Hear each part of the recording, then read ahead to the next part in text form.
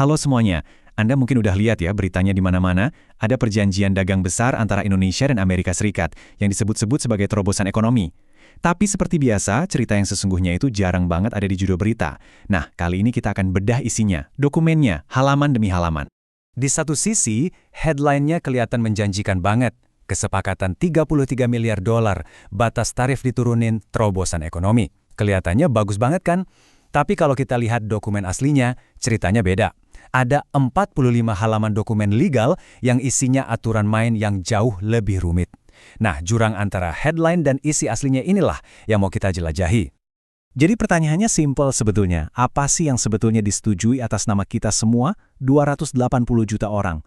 Ini bukan cuma soal angka loh, tapi soal komitmen jangka panjang. Oke, mari kita mulai selami dokumen ini. Oke, temuan pertama kita ini, jujur, cukup mengejutkan. Sesuatu yang nyaris gak pernah dibahas di media, ternyata perjanjian ini bukan cuma soal dagang, ini juga soal kebijakan luar negeri.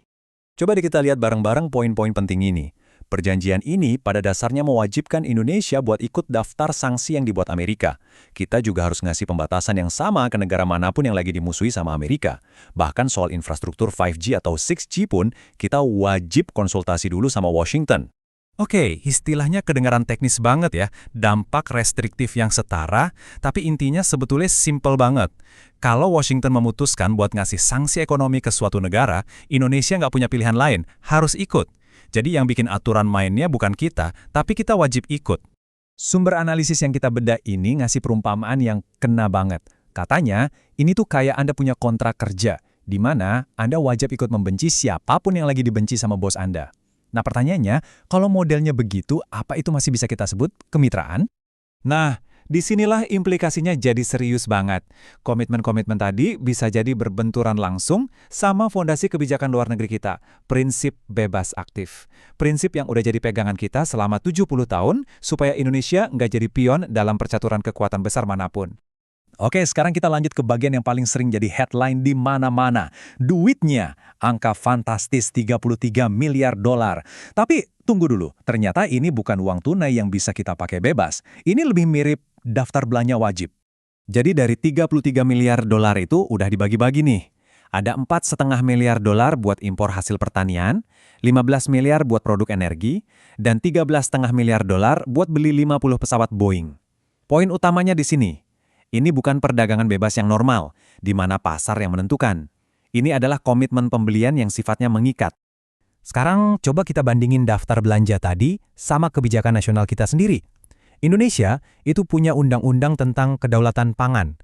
Intinya, itu adalah hak sebuah bangsa buat menentukan sendiri kebijakan pangannya. Ini prinsip dasar loh. Dan di sini, kita ketemu satu angka spesifik yang bikin kita mikir. 3,5 juta. Itu adalah jumlah minimal kedelai dari Amerika dalam metrik ton yang wajib kita impor setiap tahunnya berdasarkan perjanjian ini. Nah, ini kan jadi aneh ya. Di satu sisi, tujuan nasional kita yang udah habis triliunan rupiah adalah swasembada beras, jagung, dan kedelai. Tapi di sisi lain, kita justru teken perjanjian yang mewajibkan kita impor jutaan ton barang yang sama persis. Ini memunculkan pertanyaan yang cukup mendasar. Oke, ceritanya belum selesai. Ada bagian lain yang tersembunyi di dokumen ini, dan yang ini dampaknya bisa kita rasain langsung di HP kita masing-masing. Ini soal bagaimana perjanjian ini menulis ulang aturan main ekonomi digital. Perbandingannya, jujur, jomplang banget. Kita lihat negara-negara lain, dari Uni Eropa sampai Australia, lagi rame-rame bikin aturan buat raksasa teknologi. Ada pajak digital, ada aturan bagi hasil sama media. Nah, perjanjian ini secara gamblang dan eksplisit melarang Indonesia melakukan semua itu. Hasilnya apa? Ya jelas, platform teknologi raksasa bisa bebas mengeruk runtuhan dari 280 juta pengguna di Indonesia. Tapi, mereka nggak punya kewajiban sama sekali untuk investasi balik, nggak ke ekonomi digital kita, nggak juga ke media-media lokal yang kontennya mereka pakai. Oke, sekarang kita lihat mesinnya perjanjian ini. Dan disinilah, menurut analisis yang kita bedah, ada semacam jebakan tersembunyi yang membuat strukturnya jadi nggak seimbang atau asimetris. Seberapa dalam intervensinya? Wah, dalam banget. Contoh ya, BPOM kita jadi harus otomatis mengakui standar FDA Amerika. Peran pengawasnya jadi kayak cuma tukang stempel aja. Aturan TKDN buat lindungi produk lokal dihapus buat perusahaan AS. Bahkan, sampai urusan gaji petugas bea cukai kita pun ikut diatur di dalamnya. Setiap perjanjian yang sehat itu kan harusnya punya pintu darurat yang adil buat kedua belah pihak ya, kalau ada apa-apa. Nah, di perjanjian ini gimana? Ternyata pintu keluarnya cuma satu arah. Ini yang disebut klausul keluar asimetris.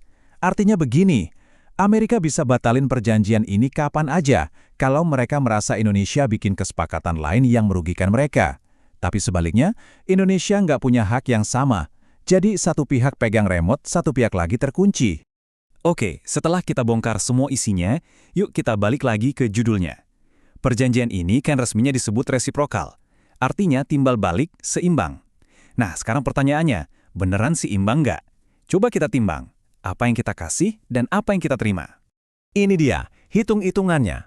Di sisi yang kita terima, ada batas tarif 19% sama beberapa janji pertimbangan yang sifatnya nggak mengikat. Sekarang kita lihat sisi yang kita kasih. Wah, daftarnya panjang banget ya. Ada kedaulatan geopolitik, kewajiban belanja 33 miliar dolar, kehilangan hak ngatur dunia digital, regulasi domestik kita dirombak, sampai kebebasan kita bikin perjanjian dagang lain jadi terbatas. Jadi, kesimpulan dari sumber analisis ini jelas banget. Ini bukan lagi soal perjanjian dagang biasa. Ini lebih mirip blueprint atau cetak biru regulasi yang secara fundamental mengubah arah kebijakan inti sebuah negara. Mulai dari kebijakan luar negeri, kedaulatan pangan, sampai kedaulatan digital. Dan ini membawa kita ke satu pertanyaan penutup. Bukan lagi soal apakah deal ini bagus atau jelek ya, tapi soal yang lebih mendasar. Sebuah kesepakatan dengan dampak sebesar ini yang bisa menentukan masa depan bangsa seharusnya kan jadi bahan diskusi nasional kan? Pertanyaannya, apakah diskusi itu benar-benar terjadi?